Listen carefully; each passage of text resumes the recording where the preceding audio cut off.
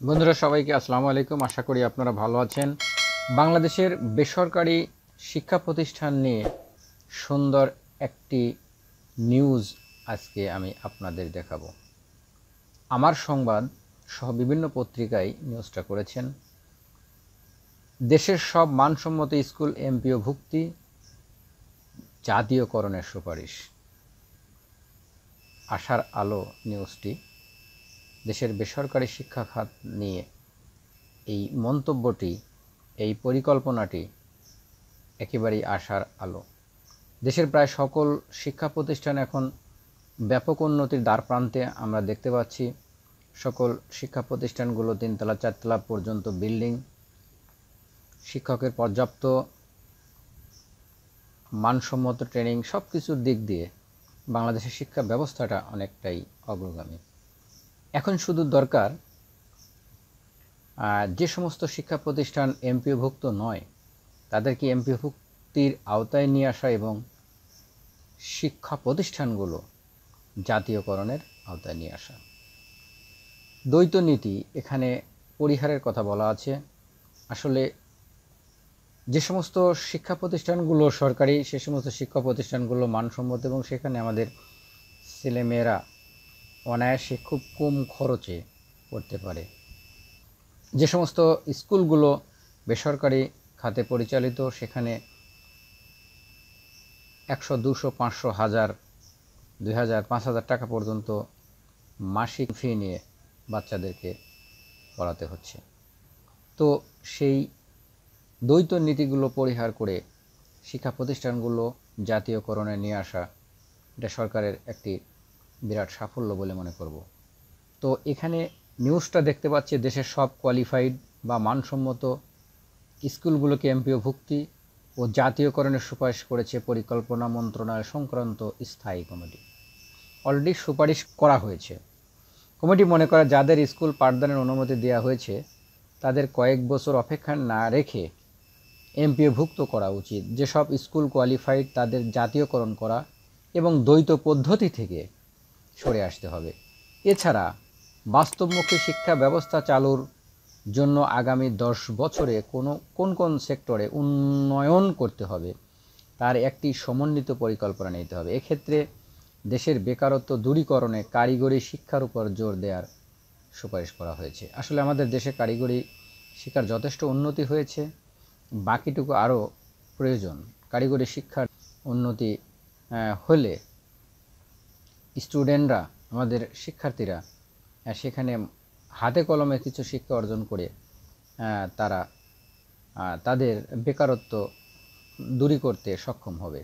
জাতীয় সংসদ সচিবালয়ে সম্প্রতি স্থায়ী কমিটির কার্যপত্র থেকে এসব তথ্য জানা গেছে। সভায় কমিটির সভাপতি জামালপুর 1 আসনের সাংসদ আবুল কালাম আজাদের সভাপতিত্বে অন্য সদস্যরা এতে বক্তব্য দেন। সভায় কমিটির সদস্য পরিকল্পনা মন্ত্রী এম এ মান্নান বলেন, বাজেটের যে অর্থ বেঁচে যায় তা দিয়ে যত দূর সম্ভব কিছু কোয়ালিফাইড স্কুল এমপিওভুক্ত করার ব্যবস্থা করতে হবে। দারুণ একটা প্রস্তাব, দারুণ চিন্তা। আমরা চাই দ্রুত মানসম্মত নন এমপিও প্রতিষ্ঠানগুলো এমপিওভুক্ত, সকল এমপিওভুক্ত প্রতিষ্ঠানগুলোকে জাতীয়করণের আওতায় নিয়ে আসা। তিনি বলেন, যাদের পাঠদানের অনুমতি দেওয়া হয়েছে তাদের কয়েক বছর অপেক্ষায় না রেখে এমপিওভুক্ত করা উচিত। যেসব স্কুল কোয়ালিফাইড তাদের সরকারিকরণ করা এবং দ্বৈত পদ্ধতি থেকে সরে আসতে হবে। এছাড়া প্রকল্প বাস্তবায়নের গতি আনতে হবে। শিগগিরই শিক্ষা সচিবকে কমিটির সুপারিশের পরিপ্রেক্ষিতে সব প্রকল্প পরিচালকদের পিডি নিয়ে জরুরি বৈঠক করার নির্দেশ দেন তিনি। কমিটির সদস্য সাবের হোসেন চৌধুরী বলেন, শিক্ষা খাতে যে বরাদ্দ দেওয়া হয় তা 161 দেশের মধ্যে বাংলাদেশের অবস্থান 155তম। দক্ষিণ এশিয়ার মধ্যে শিক্ষা খাতে বাংলাদেশের বরাদ্দ সবচেয়ে কম। শিক্ষা খাতের বরাদ্দ নিয়ে স্থায়ী কমিটি কোনো সহায়তা করতে পারে কি না তা নিয়ে প্রশ্ন তোলেন তিনি। এখানে অবশ্যই বিষয়টি আমাদের ভাবার বিষয় যে আমাদের অবস্থানটা কোথায়। শিক্ষা খাতের বরাদ্দ 155তম দেশের মধ্যে আমাদের বাংলাদেশ। সুতরাং এই ক্ষেত্রে আমাদের বরাদ্দটা বাড়াতে হবে। ভবিষ্যৎ প্রজন্মকে এখন কিভাবে তৈরি করা হচ্ছে তার উপর নির্ভর করবে আধুনিক উন্নত বাংলাদেশের ভবিষ্যৎ। কিন্তু বেসিক দুর্বলতা হলো সক্ষমতার ঘাটতি। আমাদের সক্ষমতার ঘাটতি থেকে বেরিয়ে আসতে হবে। এ ব্যাপারে বাস্তবায়ন পরিবীক্ষণ ও মূল্যায়ন বিভাগের IMED কোনো সুপারিশ আছে কি না তা তিনি জানতে চান। দেশে যত বেশি শিক্ষিত ততই বেকারত্বের হার বেশি। চাহিদা যেগুলো আছে সেগুলোর একটি সিমুলেশন করতে হবে। আগামী 10 বছর বাংলাদেশ কোথায় নিজেকে দেখতে চায় এবং সেটার জন্য কোন কোন সেক্টরে গ্র্যাজুয়েট দরকার, সেটার সঙ্গে এডুকেশন সিস্টেমটা সিমুলেশন করে কাজ করতে হবে। বাংলাদেশ শিক্ষা ব্যবস্থায় একটি মডেল সিটিজেন তৈরি করতে যাচ্ছে। অর্থনীতির যে রোডম্যাপ আছে সেটার সঙ্গে সঙ্গতি রেখে সংশ্লিষ্ট ডিসিপ্লিন থেকে গ্র্যাজুয়েট তৈরি করতে হবে। কমিটির অপর সদস্য মেজর অবসর রফিকুল ইসলাম বলেন, বাংলাদেশ অনেক শিক্ষা প্রতিষ্ঠানে পতাকা উত্তোলন হচ্ছে না। শুধু মাদ্রাসা নয়, কোনো স্কুল কলেজ যদি এর যথাযথ ব্যবহার নিশ্চিত না করে তাদের বিরুদ্ধে ব্যবস্থা নিতে হবে। তিনি আরও বলেন, কিছু শিক্ষক যুগের পর যুগ তাদের পছন্দের ম্যানেজিং কমিটির সভাপতি সদস্যদের নিয়ে শিক্ষা প্রতিষ্ঠানগুলোর ক্ষতি করছেন। স্কুল ও কলেজ এই দুটো জায়গায় ম্যানেজিং কমিটির এই পদ্ধতি পরিবর্তন করা প্রয়োজন। MPO ভুক্তির বিষয়টা অত্যন্ত গুরুত্বের সঙ্গে দেখতে হবে।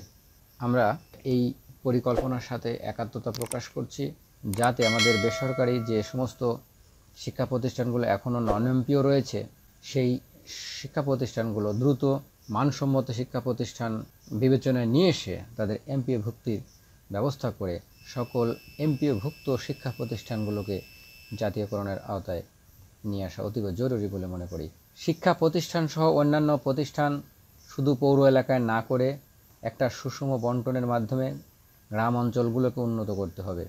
অন্যথায় গ্রাম অঞ্চল থেকে দারিদ্র্য দূর হবে না, কর্মসংস্থান সৃষ্টি হবে না।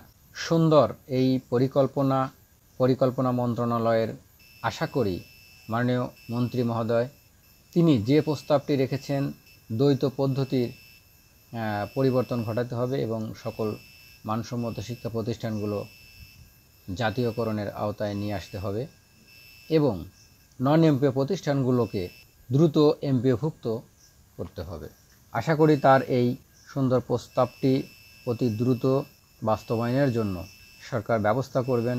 আজকে আমার এই চ্যানেলের মাধ্যমে সকল বেসরকারি শিক্ষক কর্মচারী সবার আশার প্রতিফলন ঘটুক, দেশের শিক্ষা মানসম্মত হয়ে গড়ে উঠুক, শিক্ষা হোক আধুনিক, সারা বিশ্বের সাথে তাল মিলিয়ে আমরা যেন চলতে পারি এবং সারা বিশ্বই যেন জানে আমাদের শিক্ষার গুণগত মানের, সেই বিষয়টি নিশ্চিত করার জন্য জোর দাবি জানাচ্ছি।